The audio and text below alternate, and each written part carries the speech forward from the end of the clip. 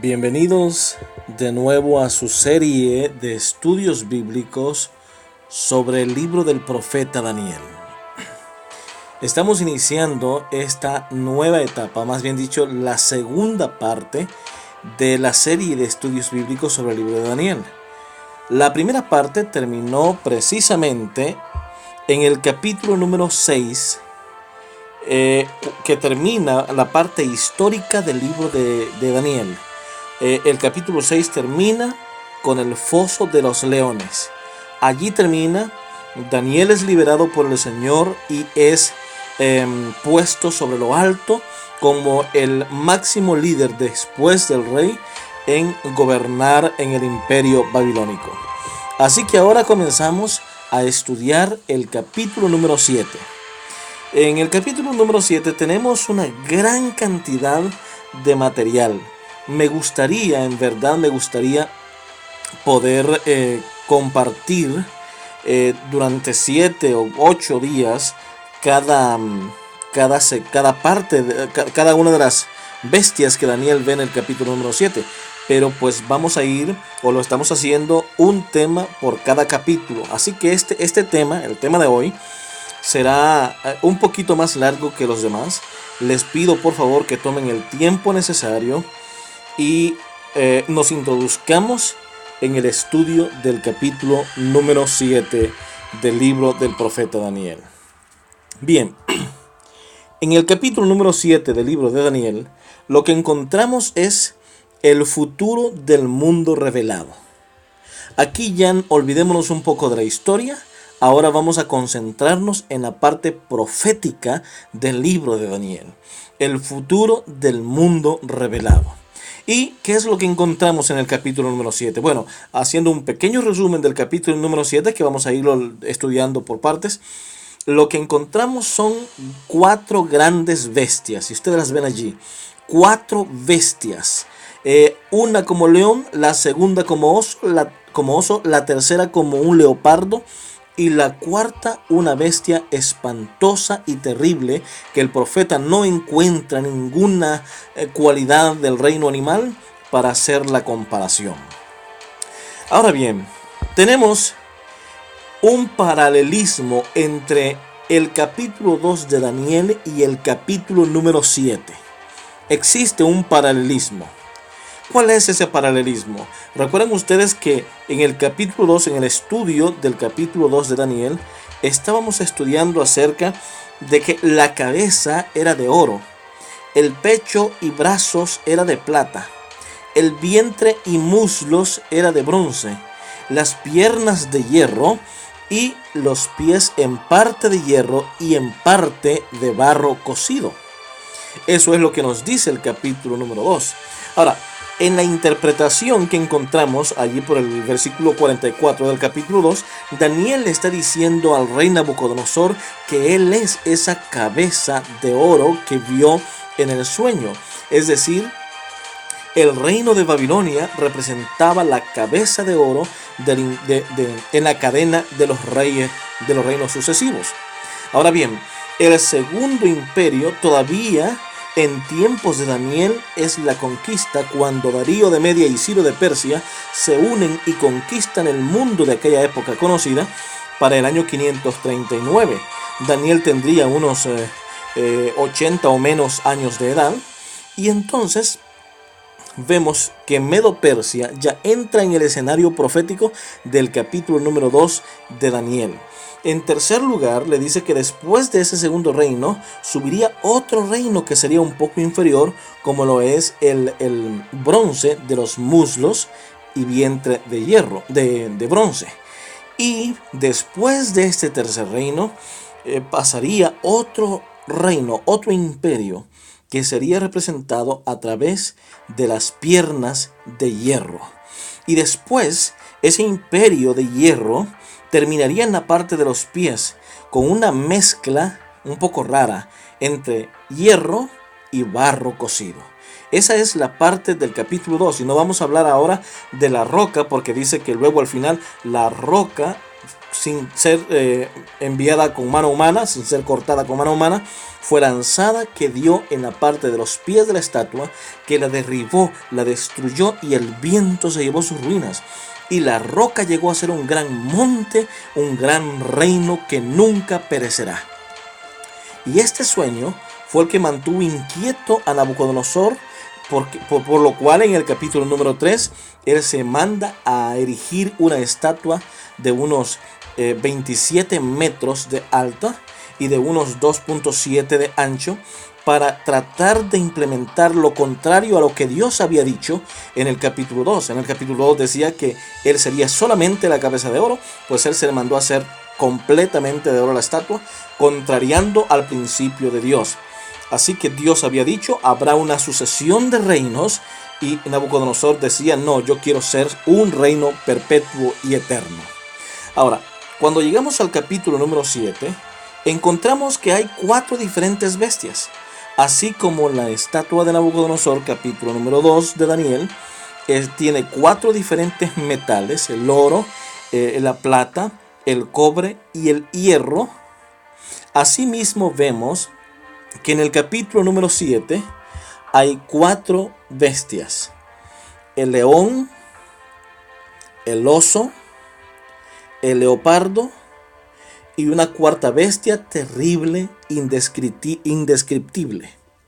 Ahora, fíjense qué interesante, que en la parte de los pies de la estatua tiene 10 dedos, y esa cuarta bestia del capítulo 7 tiene 10 cuernos. Así que en este estudio estaremos viendo detalladamente cada una de las bestias, como lo explica el capítulo 7 del libro del profeta Daniel. Así que alistémonos, vamos a tomar nuestras Biblias y vamos a ir entonces al capítulo número 7 del libro del profeta Daniel. Nos dice el capítulo número 7 de Daniel: en el primer año de Belsasar, rey de Babilonia, Daniel tuvo un sueño y visiones que pasaron por su cabeza mientras estaba en su cama. Y enseguida escribió un resumen del sueño. Daniel dijo: vi en mi visión de noche que los 4 vientos del cielo se agitaban en el gran mar. Y 4 grandes bestias diferentes la una de la otra subían del mar. Versículo 4. La primera era como un león y tenía alas de águila. Mientras yo miraba, sus alas le fueron arrancadas. Fue levantada de la tierra y se puso sobre los pies a manera de hombre, y le fue dado corazón de hombre. Vamos a quedarnos allí y vamos a regresar un poquito a narrar la historia de Nabucodonosor. En el capítulo 2, Daniel le dice a Nabucodonosor: tú eres esa cabeza de oro, hablando de la estatua. El animal imperial, o la representación del imperio, el animal que representaba el imperio. Ustedes saben que todos los imperios han tenido un animal que los representa. Por ejemplo, la representación del imperio romano era el águila. La representación del imperio babilonio era el león. Por lo tanto, en el capítulo 7 comienza diciendo que la primera bestia que ve es un león, que corresponde a la cabeza del capítulo 2 del libro de Daniel. Esa es la secuencia de los reinos que Dios había establecido en el capítulo número 2, que ahora lo vemos con más claridad en una especie de repetición en el capítulo número 7. Ahora, esta primera bestia tiene varias características. Número 1, tiene alas. Eso implica velocidad. Sabemos que el apogeo del reino de Babilonia ocurre más o menos entre el año 606 a.C. hasta el año 539 o 38 a.C. En todo ese periodo se destacó mayoritariamente el rey Nabucodonosor. Ahora, describe muy bien esto. Dice que las dos alas le fueron arrancadas y que este león tomó la forma de hombre y que le fue dado un corazón de hombre.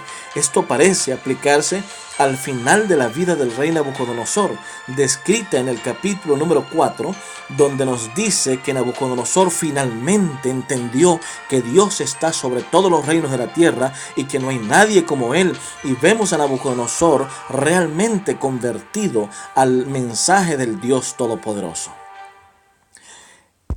La Biblia nos sigue diciendo en el versículo número 5 del capítulo 7,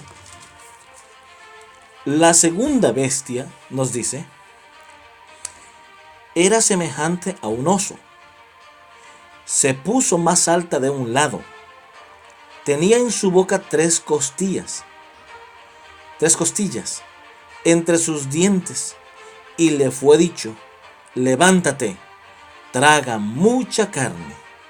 Así que vemos una segunda bestia subiendo del mar. Fíjense qué interesante, un dato que quiero revelarles ahora, que estas cuatro bestias que vemos en el capítulo número 7 de Daniel, todas ellas suben del mar, no suben de la tierra. Cuando vamos al libro de Apocalipsis, en el capítulo 17, versículo 15, encontramos que las muchas aguas de donde sube la bestia, porque hay otras bestias allá en el libro de Apocalipsis, dice que esa bestia que sube del mar, esas aguas simbolizan multitudes de personas, tribus, lenguas y naciones. Lo que esto significa que estos imperios se levantarían en lugares geográficamente bastante poblados. Para la época, Babilonia era un imperio, la parte más poblada de la tierra para ese momento era Asia y Europa, prácticamente lo que conoceríamos más tarde como Euroasia. Por lo tanto, estos imperios, ustedes van viendo, se van levantando de una manera ordenada, consecutivamente y en un orden geográficamente hablando de derecha hacia izquierda. Vemos ahora el imperio babilónico que llega a su fin en el año 539, la noche del 12 de octubre, cuando el rey Ciro y Darío conquistan el imperio de Babilonia, la ciudad de Babilonia, cuando aquella noche Belsasar estaba viendo la mano escribiendo en la pared el mensaje de la sentencia del fin del reino de Babilonia y el inicio del imperio de los medos y los persas. Lo interesante es que este oso tiene una particularidad: se alzaba más de un hombro que del otro. Esto implica que había una fusión de dos tribus, los medos por un lado y los persas por el otro lado, es decir, la tribu de Media y la tribu de Persia. Darío, que era de Media, y Ciro, que era de Persia. Con el tiempo, los persas fueron más poderosos que los de Media, y entonces se fusionó el reino a través de la mamá o la hermana de Darío, que era la mamá de Ciro, y que finalmente estas dos tribus se fusionaron en una sola, y Persia fue el que finalmente terminó la hegemonía del imperio Medo-Persia. Eso ocurre aproximadamente desde el año 538 a.C. hasta el año 331 a.C. Debemos tomar en cuenta que los años antes de Cristo se cuentan de arriba hacia abajo. Ahora bien, siguiendo con esto, vamos a ir a la tercera bestia. Pero antes de eso, déjenme decirles lo siguiente, que este oso tenía además tres costillas entre sus dientes. Olvidaba este dato. Eso significa que en su camino había conquistado a tres imperios o a tres tribus pequeñas, que algunos dicen que pudo haber sido a los asirios, que también fue Egipto, y tenemos ahora a Babilonia en su poder de su conquista, y que rápidamente llegó a enaltecerse y a ser un imperio bastante grande. Luego dice la Biblia en el versículo siguiente, el versículo número 6. Seguí mirando y vi otra bestia semejante a un leopardo. con 4 alas de ave en su espalda. Tenía 4 cabezas y le fue dado poder. Ahora veamos esto. El siguiente poder en el capítulo 2 del libro de Daniel sería el imperio de Grecia, que eso lo vamos a ver en el siguiente capítulo de Daniel, en el capítulo 8. Pero vemos entonces a Grecia ya en el escenario profético después de los medos y los persas, allá hacia el año 331, cuando Alejandro el Grande comienza su conquista. Fue un imperio que rápidamente creció, por eso tenía 4 alas de águila, que significa que con una rapidez sensacional logró conquistar todo el mundo de aquella época conocida. También tenía 4 cabezas. Esto significa que después de la muerte de Alejandro el Grande, el imperio griego se dividió entre sus principales 4 generales. Ellos eran Seleuco, Ptolomeo, Lisímaco y Casandro. Ellos 4 eran los que dirigían los ejércitos de Grecia, que después de su muerte, de la muerte de Alejandro el Grande, ellos se dividieron el reino en 4. Los 4 generales terminaron dirigiendo el imperio de los griegos hasta el año del 168 a.C., cuando el imperio romano se levanta. El siguiente versículo del capítulo número 7 que encontramos aquí en la Biblia nos habla entonces acerca de la cuarta bestia. Nos dice el versículo 7. Seguí mirando la visión de la noche y vi una cuarta bestia, espantosa, terrible y muy fuerte. Tenía grandes dientes de hierro, devoraba, destrozaba y pisoteaba las sobras con sus pies. Luego dice, era muy diferente de todas las bestias anteriores y tenía 10 cuernos. Mientras yo contemplaba los cuernos, vi que otro cuerno pequeño subió entre ellos, y delante de él fueron arrancados 3 de los primeros cuernos. Este cuerno tenía ojos como ojos de hombre y una boca que hablaba con gran arrogancia. Vamos a detenernos en este momento acá para hablar un poco del cuarto imperio que se levantó de sobre la tierra. Ese cuarto imperio sin duda fue en el año 168, cuando el imperio romano se impone en batallas, en guerras contra el imperio griego, y así en una manera paulatina llega finalmente a obtener el poder y el control mundial total en el mundo de aquella época conocido. Fíjense que esta bestia tiene unas características que no tienen las demás.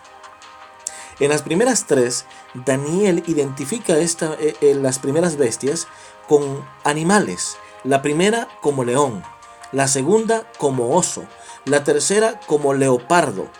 Sin embargo, cuando habla de la cuarta bestia, no encuentra en toda la tierra un animal que sea semejante a esta bestia, porque tenía una capacidad muy grande de destrucción.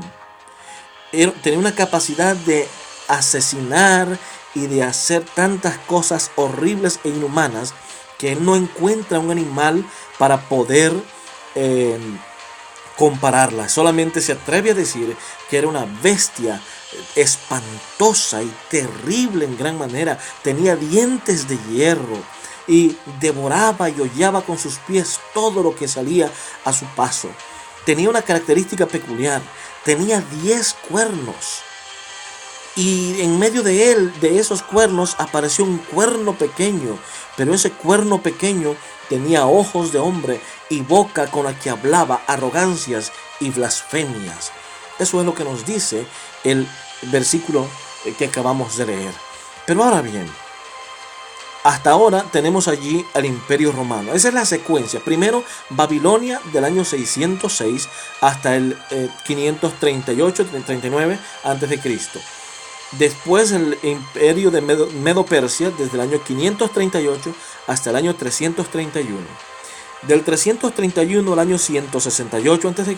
tenemos entonces a los griegos.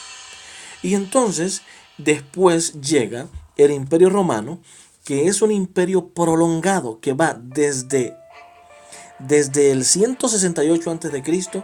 hasta el año 470 o 476 aproximadamente después de Cristo. Es un periodo largo el del Imperio Romano.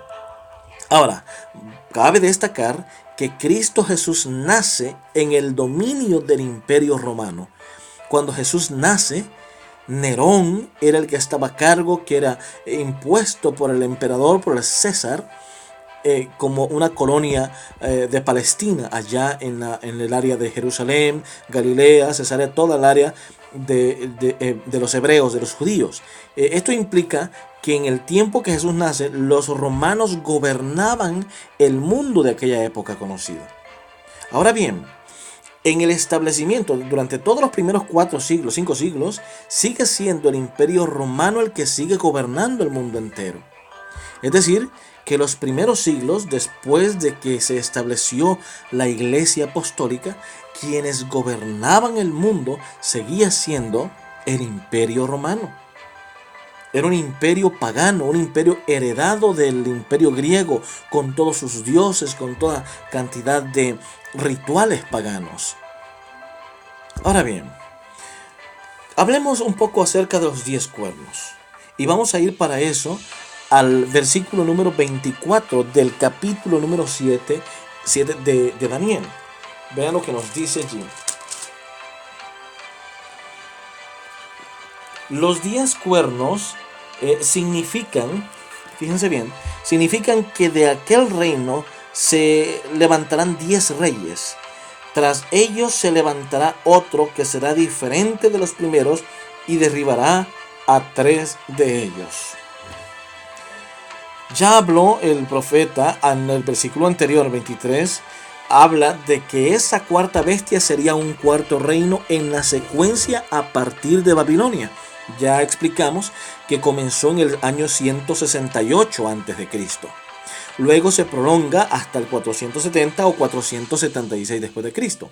Pero hablemos un poco acerca de eso. Hablemos de esos 10 cuernos.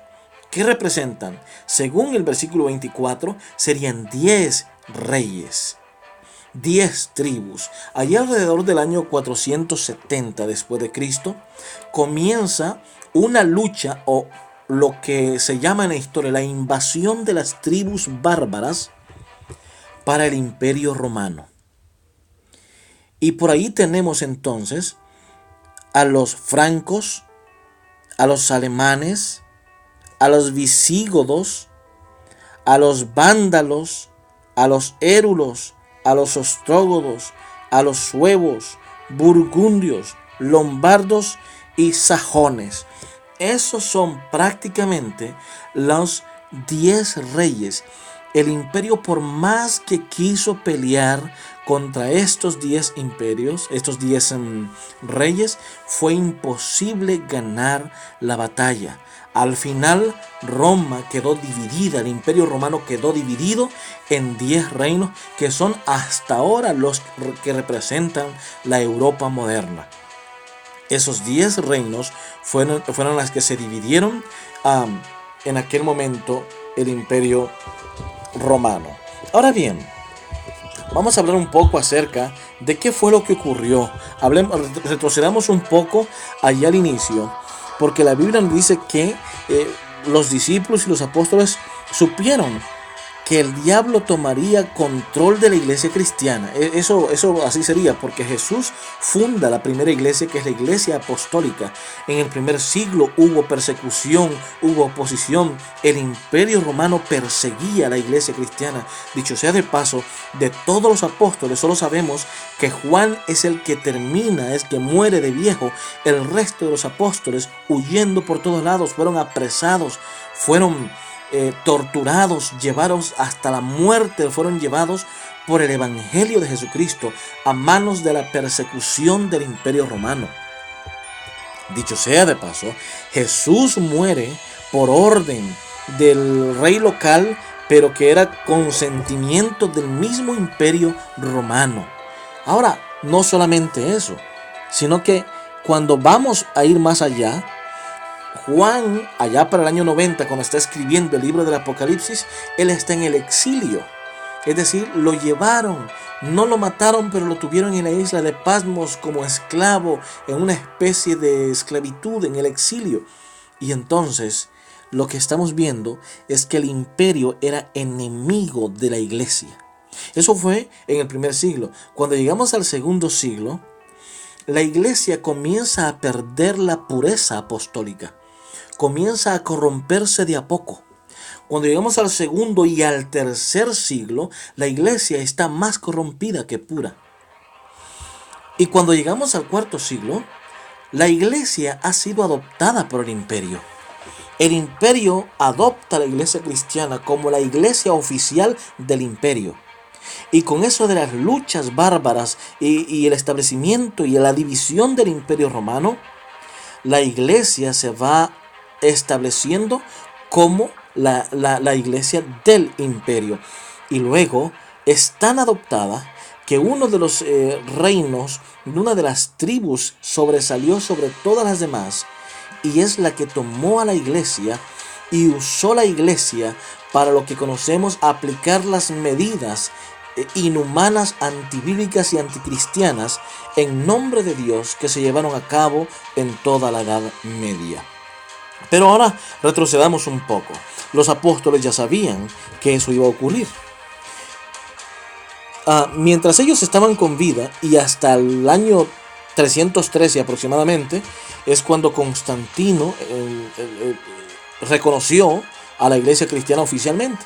La iglesia primitiva se mantuvo bastante pura, pues estaba bajo persecución del imperio romano. He aquí algunas declaraciones del apóstol Pablo respecto a la apostasía que sucedería unos siglos después. Miren lo que dice Hechos 20, 29 y 30. Porque yo sé que después de mi partida entrarán en medio de vosotros lobos rapaces, que no perdonarán al rebaño, y de vosotros mismos se levantarán hombres que hablen cosas perversas para arrastrar tras sí a los discípulos. Luego nos dice 2 Timoteo 4, 3 y 4.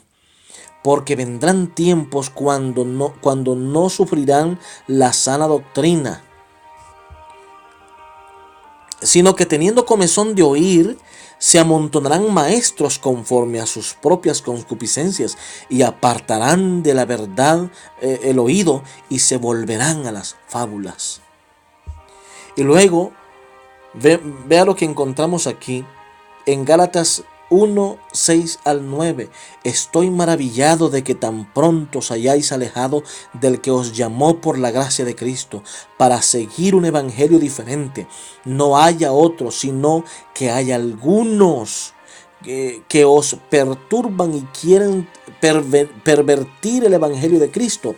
Mas si aún nosotros o un ángel del cielo os anunciase un evangelio diferente del que os hemos anunciado, sea anatema. Como antes hemos dicho, también ahora lo repito, si alguno os predica diferente evangelio del que habéis recibido, sea anatema. Qué interesante.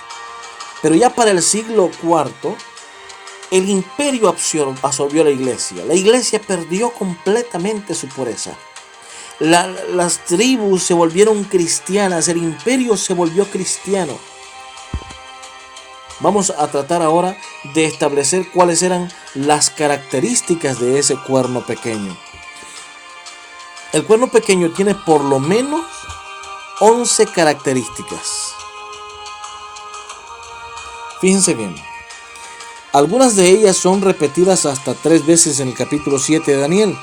Dios nos otorga toda esta gran cantidad de características para poder identificar el cuerno pequeño con precisión y sin lugar a dudas. Todas estas características tienen que aplicarse sin contradicción al mismo sistema del que vamos a descubrir ahora, o poder, para estar seguros de su intervención correcta. Veamos, la primera sería: tiene un tiempo determinado de 3 tiempos y medio. Fíjense bien. En Daniel 7:25 nos dice eso. Tiene ojos de hombre, que ya lo vimos. Sale de la bestia, es decir, es parte del sistema. Sale en 10 cuernos, entre los 10 cuernos sale. Se levanta tras los 10 cuernos. Parece más grande que los otros cuernos. La 8 sería, es diferente de los 10 cuernos, de los otros 10 cuernos. La 9, hace guerra contra los santos y los vence, quebrantándolos o quebrándolos. La 10, tiene una boca que habla grandes cosas contra Dios. Y 11, pensaría en cambiar los tiempos y la ley, que también está en Daniel 7:25. Es decir, de esas 11 pesan 2 más, o 3 más bien. ¿Cuál sería? Dice, tiene ojos y boca. Es decir, que si tiene ojos de hombre, es porque ve lo que un hombre puede ver. Si tiene boca como de hombre, es porque puede hablar lo que un hombre puede hablar. Lo que eso identifica que es un hombre. Y derribó a 3 cuernos. Qué interesante. A los érulos en el año 493. A los vándalos en el 534. Y a los ostrogodos en el 538 después de Cristo. Esos son las 3 tribus que arrancó a su paso. Es decir, estaba creciendo tanto, tomado de la mano de la iglesia, porque recuerden que ya se había cristianizado, había aceptado la iglesia como suya. Ahora bien, lo que encontramos más adelante es que vamos a identificar bien quién es ese cuerno pequeño. En Daniel 7:25 nos dice, y hay que leer ese pasaje, nos dice así: hablaba palabras contra el Altísimo, a los santos del Altísimo quebrantará, y tratará de cambiar los tiempos y la ley, y serán entregados en su mano hasta un tiempo, 2 tiempos y medio tiempo. Otra versión dice hasta tiempo, tiempos y medio tiempo. Muy bien. Primero, dice, hablará palabras contra el Altísimo. 2, perseguirá o quebrantará a los santos del Altísimo. 3, tratará de cambiar los tiempos y la ley. Y 4, gobernará durante tiempo, tiempos y medio tiempo. Blasfemias, la persecución y el cambio de la ley de Dios. Pero hay una más. Y serían entregados en su mano, en su poder, en su dominio, tiempo, tiempos y medio tiempo. Ahora, ¿qué representa esto? ¿Qué significa tiempo, tiempos y medio tiempo? Es decir, dice que va a hablar blasfemias contra Dios. 2, va a perseguir a los hijos de Dios. 3, cambiará los tiempos y la ley. Y 4, gobernaría durante 3 tiempos y medio. Bien, vamos a hablar acerca de las blasfemias. Hay una de las blasfemias que Dios nunca pudo soportar, y es que es una de las cosas más difíciles en el Antiguo Testamento, y es que a Dios se lo suplantara por algo más, porque 2 de los 10 mandamientos dice: no tendrás dioses ajenos delante de mí, y luego dice: no te harás imagen ni ninguna semejanza de lo que hay arriba en el cielo, ni abajo en la tierra, ni en las aguas debajo de la tierra. Es decir, universalmente no se puede tener ninguna imagen de ningún dios de nada. Por esa razón es que en el libro de Apocalipsis vemos a Juan que cuando ve al ángel se postra, y el ángel le dice: levántate, porque yo soy siervo como tú, adora a Dios, nada más. Es decir, una blasfemia podría ser decir que es Dios aquí en la tierra, y tomar y aceptar adoración de parte de las personas. ¿Hay algún ser en la tierra que acepte adoración y que se haga pasar por Dios aquí en la tierra?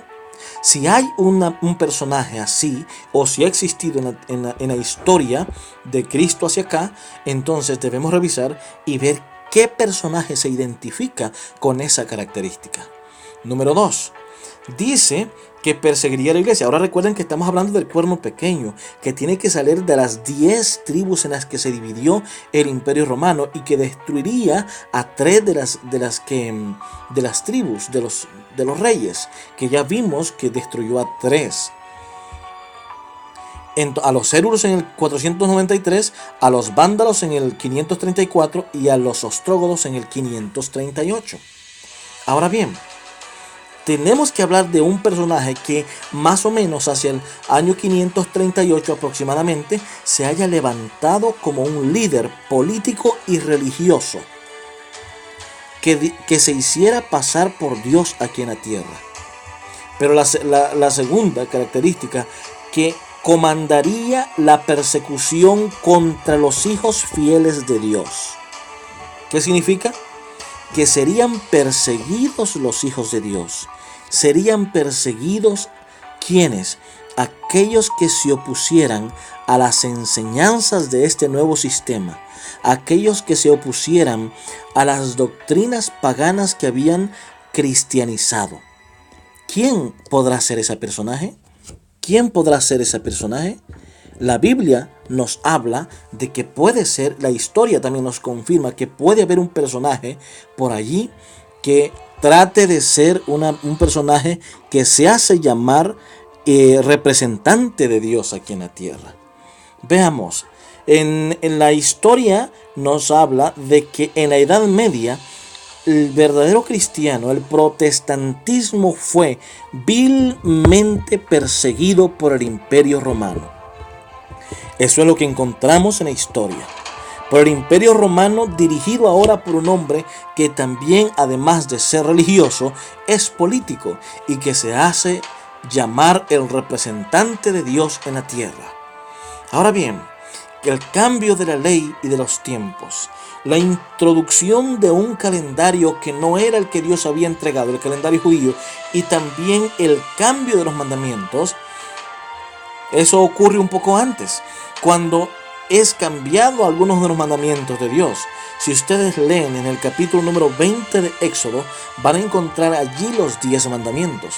Pero cuando vamos y leemos algún material extrabíblico como la catequesis, por poner un ejemplo, encontraremos que los 10 mandamientos son diferentes. ¿Por qué? Porque un hombre los cambió. ¿Quién los cambió?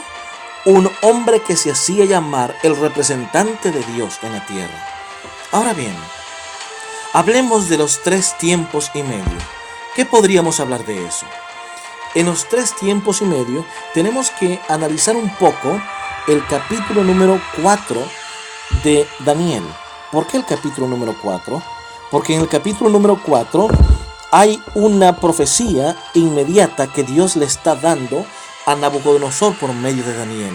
Le está diciendo a Nabucodonosor que durante 7 tiempos estaría loco, perdería la razón y viviría entre los animales. Ya estudiamos ese tema. La historia nos dice que Nabucodonosor estuvo durante 7 años loco, viviendo entre los animales, y ahí estaba 7 años. Esto significa de que en Daniel 7:25, donde nos dice, nos habla acerca de los 3 tiempos y medio, se está refiriendo precisamente a 3 años y medio. Pero hay un principio profético que no podemos olvidar, y es el día por año. En las profecías de tiempo que encontramos en la Biblia, cada día es un año simbólico, es un año simbólico, es decir, un día por cada año. Ahora, dado que la profecía se le ha dado a Daniel, y Daniel es judío y entiende el calendario judío, que es el calendario que Dios había establecido, entonces tenemos que entender la profecía en términos del calendario judío. Por ejemplo, 3 tiempos y medio querrá decir entonces que serían 3 años y medio del calendario judío. Esto nos llevaría a lo siguiente, a analizar de que los meses judíos constan exclusivamente de 30 días, ni de 31, ni de 29, ni de 28, sino exactamente de 30 días. Entonces, si en un año hay 12 meses, significa que hay 360 días. Si en 2 años hay 24 meses, significa que hay el doble de días que en un año. Por lo tanto, en medio año habría la mitad de los días de un año. En otras palabras, si contabilizamos 12 más 24 nos dará 36, más 6, que es la mitad de un año, nos da la cantidad de 42. Cuando leemos en el capítulo 11, versículos 2 y 3 de Apocalipsis, encontramos que los dos testigos estarían profetizando, que es otro ángulo de la profecía, estarían profetizando durante 42 meses. Pero cuando seguimos leyendo en la profecía del capítulo 11, del capítulo 12 de Apocalipsis y del capítulo 13 también de Apocalipsis, nos dice que el marco de la profecía en otro enfoque serían 1260 días y también 42 meses. Lo que esto quiere decir es que serían 1260 días simbólicos, que por el principio de las profecías de tiempo que encontramos en la Biblia, estos serían 1260 años, que serían entregados en su poder. ¿En poder de quién? En poder del cuerno pequeño. ¿Y quién es ese cuerno pequeño? Es el ser que dice que es Dios en la tierra, que es el representante de Dios en la tierra, que acepta adoración y que dice tener poder para perdonar pecados y que cambió la ley del Señor. Bueno, hay otro mandamiento que cambió el Señor en este personaje. El mandamiento del día de reposo. En toda la Biblia, en el Antiguo Testamento y en el Nuevo Testamento, encontramos que el único día de reposo, según lo establecido por Dios, es el séptimo día de la semana. Sin embargo, este personaje también lo modificó y dijo, ya no será el séptimo día de la semana, sino el primer día de la semana, en honor al dios Sol. Esto era una creencia pagana y que ahora se estaba cristianizando. Existe un acta en donde Constantino firma y decreta a que todas las plebes puedan dejar de adorar en el séptimo día como la iglesia acostumbraba y hacerlo en el primer día de la semana. Por lo tanto, este personaje recibiría en su mano un tiempo que equivaldría a 1260 años. Cuando vemos el tiempo, en el año 538, cuando los ostrógodos finalmente son derrotados, recibe este personaje el poder absoluto del gobierno mundial de aquel mundo conocido de aquella época en el año 538.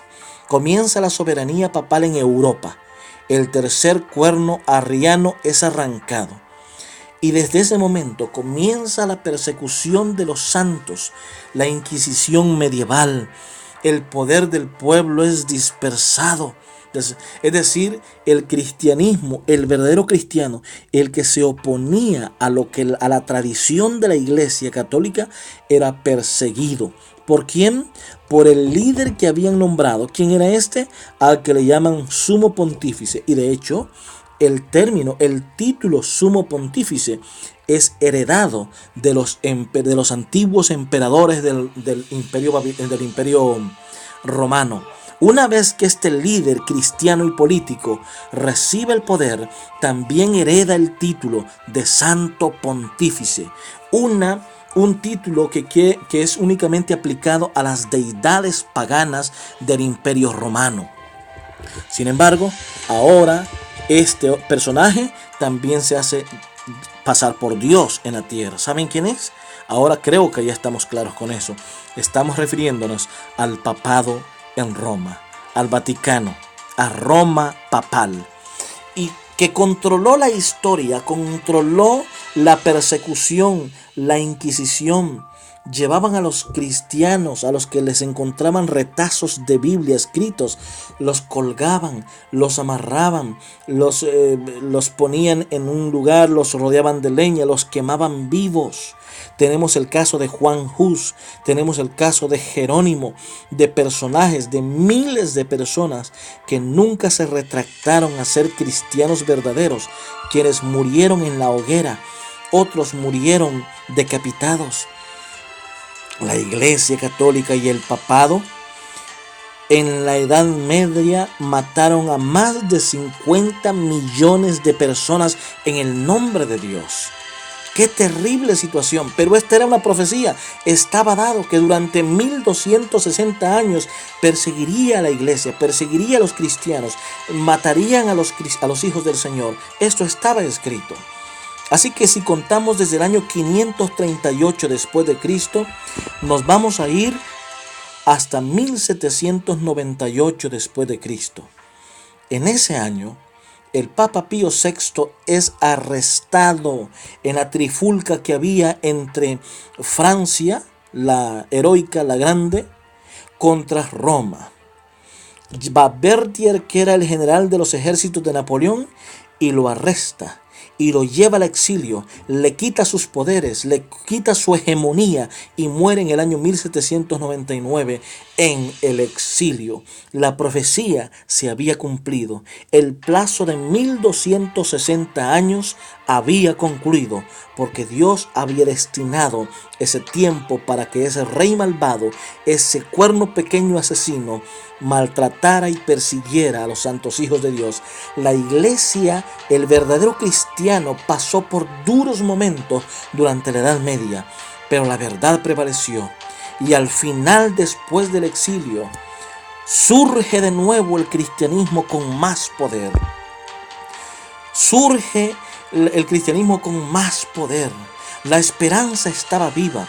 La esperanza de la liberación al final se podía proclamar. Martín Lutero, allá alrededor de los 1520, fue uno de los primeros que tradujo la Biblia al alemán. El protestantismo comenzó, el evangelio resurgió, y hacia 1840 el evangelio comenzaba con poder. El enemigo haciendo su obra también, haciendo confusión por aquí, haciendo confusión por allá, pero la esperanza de liberación era real, era real. El mensaje que ahora predicamos es que Cristo viene pronto. Jesús está viniendo. Y tú y yo debemos prepararnos.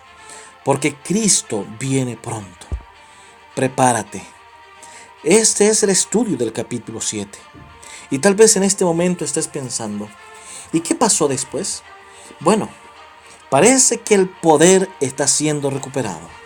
El poder de ese cuerno pequeño allí está, vivo todavía, y sigue recuperando poder. Y muy pronto, mis queridos hermanos, la historia se volverá a repetir. Haciendo un repaso, comenzamos en el capítulo 7 de Daniel, con el león, que representaba Babilonia. Después sigue Medo-Persia, que representada por el oso. Babilonia comienza desde el 606 hasta el 539. Medo-Persia desde el 539 hasta el año 361. Grecia desde el año 331 al 168. Roma imperial 168-476. El imperio papal desde el año 538 después de Cristo hasta el año 1798. Los poderes se le quitan. El resurgir del evangelio final comienza. Y muy pronto el cuerno pequeño habrá reconquistado el poder nuevamente, la hegemonía mundial. Entonces vendrán los acontecimientos finales de la persecución del pueblo de Dios. Y entonces la trompeta sonará en el aire, porque Cristo viene para liberar a sus hijos. Que Dios te bendiga. Nos vemos en el próximo video.